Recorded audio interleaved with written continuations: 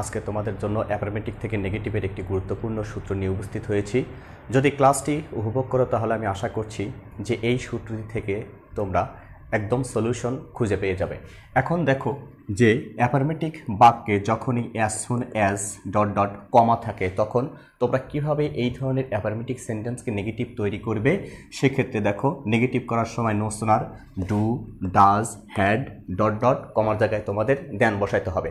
কিন্তু এখানে মূল প্রশ্ন হলো যে নো সুনারের পরে কখন ডু হবে, কখন ডাজ হবে এবং কখন হ্যাড হবে। আজকের ক্লাসে আমি তোমাদের সেটাই বোঝানোর একটু চেষ্টা করছি। এখন প্রথম এক্সাম্পল হিসেবে তোমাদের বোঝানোর জন্য আমি এখানে দেখো সেন্টেন্স লিখেছি, যেমন affirmative sentence as soon as I see Tisha comma I call her. এটি একটি সেন্টেন্স, অ্যাফার্মেটিভ সেন্টেন্স। এখন এইখানে অ্যাজ সুন অ্যাজের পরিবর্তে আমি কি নেব, ডু নেব না ডাজ নেব না হ্যাড নেব, কোনটি নেব সেটাই হচ্ছে তোমাদের আজকে বোঝার বিষয়। তো খেয়াল করে দেখো যে এই অ্যাজ সুন অ্যাজের পরে যে সেন্টেন্সটি আছে এই সেন্টেন্সটি মূলত কোন টেন্সে আছে? অবশ্যই আই সি তিশা, তার মানে প্রেজেন্ট ইনডেফিনিট টেন্স।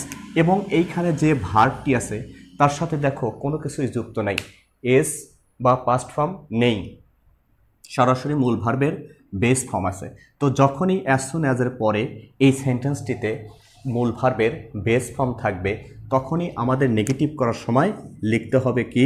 নেগেটিভ করার সময় অবশ্যই নো সুনার ডু লিখতে হবে। No sooner do I see Tisha কমার জায়গায় কি লিখবো আমরা? দেন।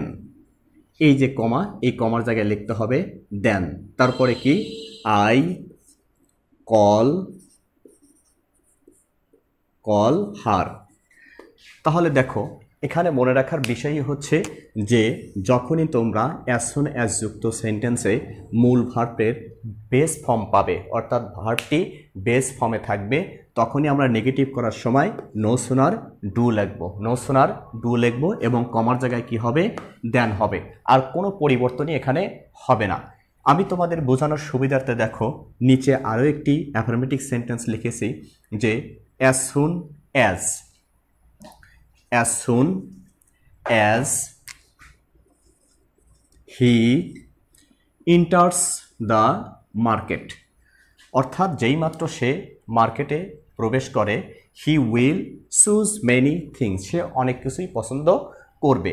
এখন এখানে খেয়াল করে দেখো যে অ্যাজ সুন অ্যাজের পরে যে সেন্টেন্সটি আছে এই সেন্টেন্সটি মূলত কোন টেন্সে আছে? অবশ্যই এখানে প্রেজেন্ট ইনডেফিনিট টেন্সে আছে। Subject third person singular number হওয়ার কারণে ভার্বের সাথে এস যুক্ত আছে। তখনই বুঝতে হবে যে ভার্বের সাথে যখন এস থাকবে তখনই নেগেটিভ করার সময় এই অ্যাজ সুন অ্যাজের পরিবর্তে আমরা কি নেব? নো সুনার ডাজ লিখতে হবে। No sooner does plus subject, এখানে কি আছে? হি আছে। এই যে এখন যে ভার্বের এসের পরিবর্তে আমরা নো সুনার ডাজ নিলাম, এখন এই ভার্বটার সাথে আর এস যুক্ত করা যাবে না। ইন্টার্স থেকে ইন্টার হয়ে গেল। দ্য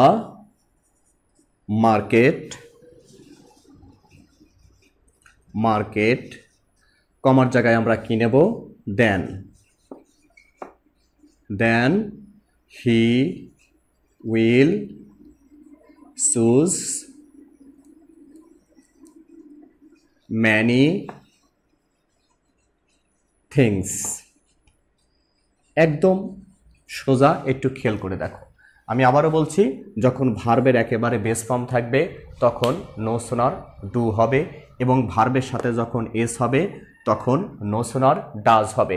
এইবার একটু খেয়াল করে দেখো যে আমরা তাহলে হ্যাড কোথায় বসাবো, হ্যাডটা কোথায় বসাবো একটু খেয়াল করে দেখো। আমি তোমাদের এক্সাম্পলের মাধ্যমে সেটা বোঝানোর চেষ্টা করছি। যেমন as soon as we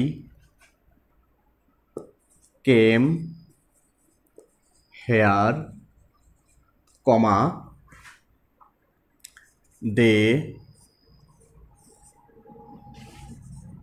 went home, home. এখন এখানে খেয়াল করে দেখো যে অ্যাফার্মেটিভ যে সেন্টেন্সটি দেওয়া হয়েছে তা হলো as soon as we came here. এখানে দেখো সাবজেক্টের পরে ভার্বটি আছে কি পাস্ট ফর্মে আছে। এই যখনই অ্যাজ সুন অ্যাজের পরে ভার্বটি পাস্ট ফর্মে থাকবে তখনই তোমাদের লিখতে হবে কি নো সুনার হ্যাড, তখনই লিখতে হবে নো সুনার হ্যাড এবং কমার জায়গায় দেন, আর অন্য কোনো পরিবর্তনই হবে না। এখন এখানে দেখো খেয়াল করে যে নেগেটিভ যখন আমরা তৈরি করব তাহলে নো সুনার হ্যাড উই। এইবার খেয়াল করে দেখো এখানে যে ভার্বটি পাস্ট ফর্মে আছে এইটার পাস্ট ফর্ম রাখা যাবে না, পাস্ট পার্টিসিপল করতে হবে। তাহলে কেমের পাস্ট পার্টিসিপল হচ্ছে কাম হেয়ার, এবং এই যে কমার জায়গায় দেখতেছো এখানে হবে কি দেন দে ওয়েন্ট হোম। একদম সোজা যদি তোমাদের এই জিনিসটা জানা থাকে তাহলে জানতে হবে যে অ্যাজ সুন অ্যাফার্মেটিভ সেন্টেন্সে অ্যাজ সুন অ্যাজের পরে ভার্বের যদি বেস ফর্ম থাকে তাহলে নো সুনার ডু হবে, ভার্বের সাথে এস বা ইয়েস থাকলে নো সুনার ডাজ হবে, এবং ভার্বের পাস্ট ফর্ম থাকলে পারে অবশ্যই সেক্ষেত্রে নো সুনার হ্যাড হবে। এবং হ্যাড যখনই তুমি নিবা তখনই এখানে যে ভার্বটি থাকবে অবশ্যই সেটাকে পাস্ট পার্টিসিপল করে দিতে হবে। তো আশা করছি যে আজকের এই ক্লাসটি তোমরা বুঝতে পেরেছো, এবং এই ধরনের অ্যাফার্মেটিভ সেন্টেন্স যদি আসে আমি আশা করছি যে তোমরা এর সলিউশন খুব সুন্দরভাবেই তৈরি করতে পারবে। আজকের মতো এখানে সবাই ভালো থাকো, আল্লাহ হাফেজ।